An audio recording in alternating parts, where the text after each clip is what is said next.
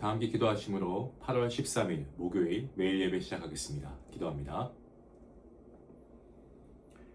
은혜와 사랑이 풍성하신 하나님, 오늘도 하나님께서 우리와 함께 하심을 믿습니다. 지금 각자의 시간과 각자의 자리에서 이 매일 예배 영상을 통하여서 예배 드리게 하시니 감사합니다.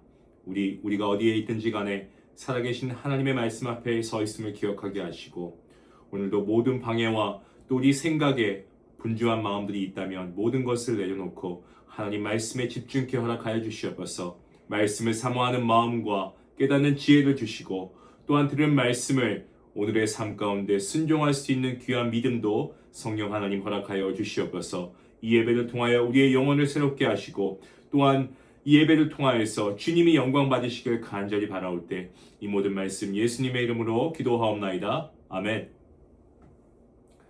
찬송가 264장 함께 하시겠습니다.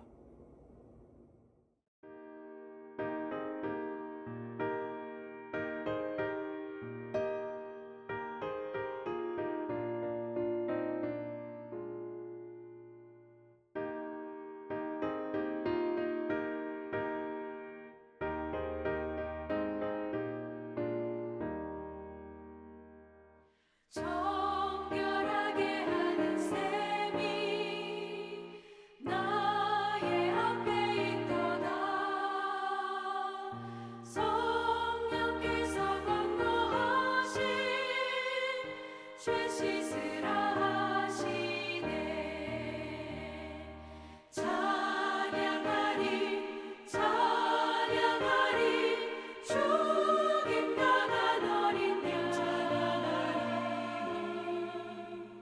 주께 영광 돌리어라.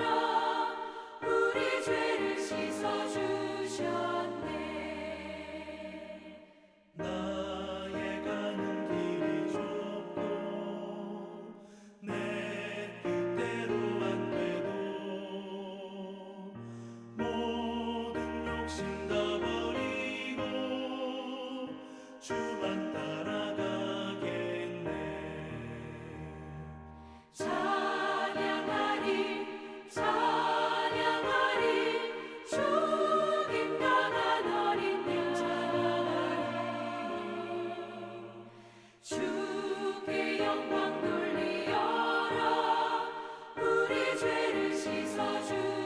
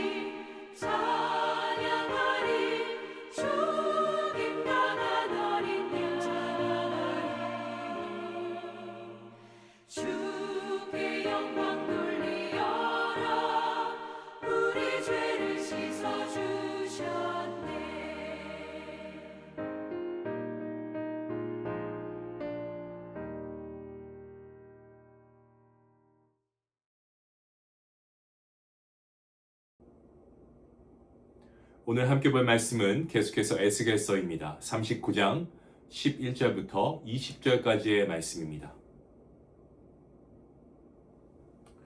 주신 말씀 함께 읽도록 하겠습니다. 함께 봅니다. 그 날에 내가 곡을 위하여 이스라엘 땅 곧 바다 동쪽 사람이 통행하는 골짜기를 매장지로 주리니 통행하던 길이 막힐 것이다. 사람이 거기에서 곡과 그 모든 무리를 매장하고 그 이름을 하몬곡의 골짜기라 일컬으리라. 이스라엘 족속이 7달 동안에 그들을 매장하여 그 땅을 정결하게 할 것이다. 그 땅 모든 백성이 그들을 매장하고 그로 말미암아 이름을 얻으리니 이는 나의 영광이 나타나는 날이니라. 주 여호와의 말씀이니라. 그들이 사람을 택하여 그 땅에 늘 순행하며 매장할 사람과 더불어 지면에 남아있는 시체를 매장하여 그 땅을 정결하게 할 것이다. 7달 후에 그들을 살펴보되 지나가는 사람들이 그 땅으로 지나가다가 사람의 뼈를 보면 그 곁에 푯말을 세워 매장하는 사람에게 가서 하몬곡 골짜기에 매장하게 할 것이요 성읍의 이름도 하모나라 하리라. 그들이 이같이 그 땅을 정결하게 하리라. 주 여호와께서 이같이 말씀하셨느니라. 너 인자야, 너는 각종 새와 들의 각종 짐승에게 이르기를 너희는 모여 오라. 내가 너희를 위한 잔치 곧 이스라엘 산 위에 예비한 큰 잔치로 너희는 사방에서 모여 살을 먹으며 피를 마실지어다. 너희가 용사의 살을 먹으며 세상 왕들의 피를 마시기를 바산의 살찐 짐승 곧 순양이나 어린 양이나 염소나 숫송아지를 먹들 할지라. 내가 너희를 위하여 예비한 잔치의 기름을 너희가 배불리 먹으며 그 피를 취하도록 마시되 내 상에서 말과 기병과 용사와 모든 군사를 배부르게 먹을지니라 하라. 주 여호와의 말씀이니라. 아멘. 우리 몸에 깊은 상처가 생겨서 감염이 되면 의사는 두말할 나위도 없이 썩은 부분을 그대로 두지 말라고 합니다. 그리고 치료할 것입니다. 아프다고 해도 감염된 조직을 제거하고 상처를 깨끗하게 해야 생명을 살릴 수 있기 때문에 그렇습니다. 이와 마찬가지로 거룩하신 하나님께서는 죄를 못 본 채 하지 않으십니다. 죄를 심판하시고 더러움을 제거하심으로 하나님의 백성을 정결하게 하시는 분이십니다. 본문 11절부터 16절까지의 말씀을 보시면 하나님께서는 이스라엘 땅에 엎드러진 곡의 군대를 매장하게 하십니다. 그 수가 얼마나 많았는지 이스라엘 백성이 시체를 거두어서 하몬곡 골짜기에 묻는데 7달이나 걸립니다.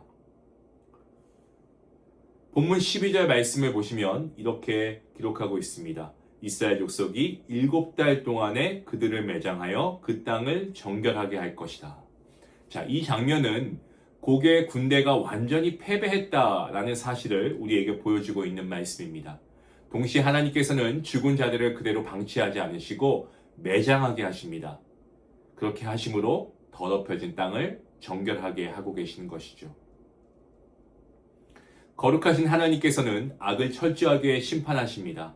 뿐만 아니고 죄로 더럽혀진 땅까지 깨끗하게 회복하시는 하나님이십니다. 이어지는 본문 17절부터 20절까지의 말씀을 보시면 하나님께서는 각종 새와 들짐승을 불러 모으십니다.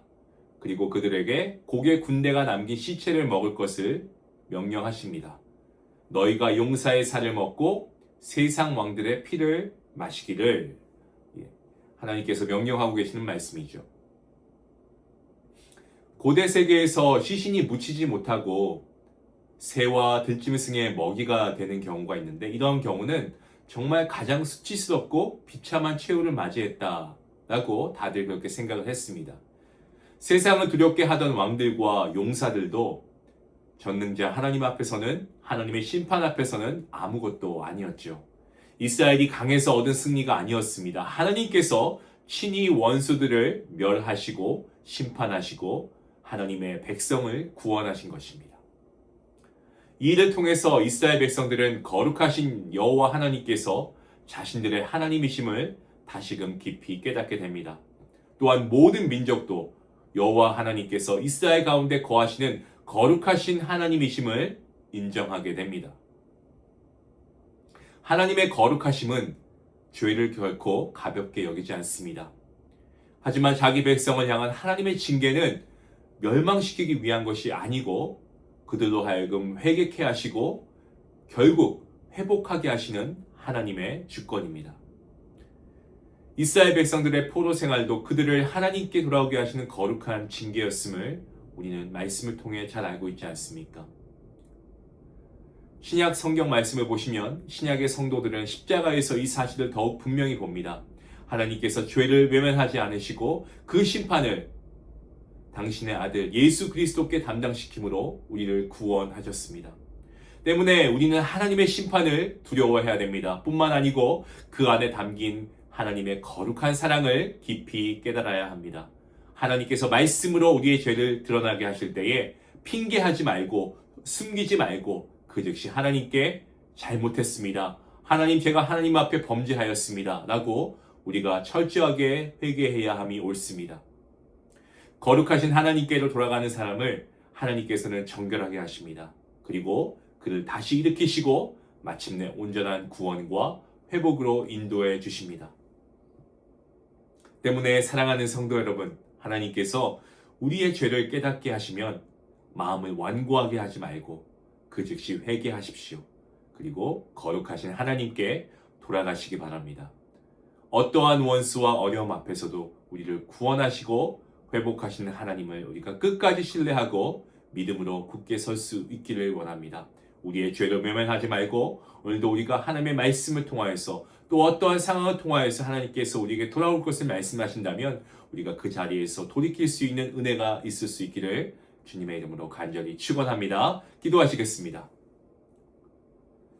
하나님 감사합니다. 거룩하신 하나님께서 오늘도 말씀을 통하여서 우리의 죄를 돌아보게 하시니 감사합니다. 그렇습니다. 하나님, 우리가 죄를 짓지만 우리가 죄에서 쉽게 돌이키지 못하는 우리의 완고한 모습을 봅니다. 하나님, 우리가 하나님의 자녀라고 하면서 거룩하신 하나님 앞에 거룩하신 하나님의 백성으로 예배하고 있습니까? 하나님, 우리의 죄를 날마다 회개하고 있습니까? 하나님, 오늘 말씀을 통하여서 우리가 하나님께 예배할 때 우리의 몸과 마음을 더욱더 정하게 하시고 우리의 삶이 거룩한 삶이 되어서 날마다 회개함으로 하나님 앞에 거룩하게 예배하며 나아갈 수 있는 주의 모든 성도들 될 수 있도록 인도하여 주시옵소서. 오늘도 우리를 원수에게서 아버지 또한 세상의 모든 유혹에서 건지시고 구원하시는 주님을 신뢰하게 하시고 그 주님을 의지하며 오늘 하루를 살아갈 수 있도록 하나님 함께하여 주시옵소서. 이 모든 말씀 예수님의 이름으로 기도하옵나이다. 아멘.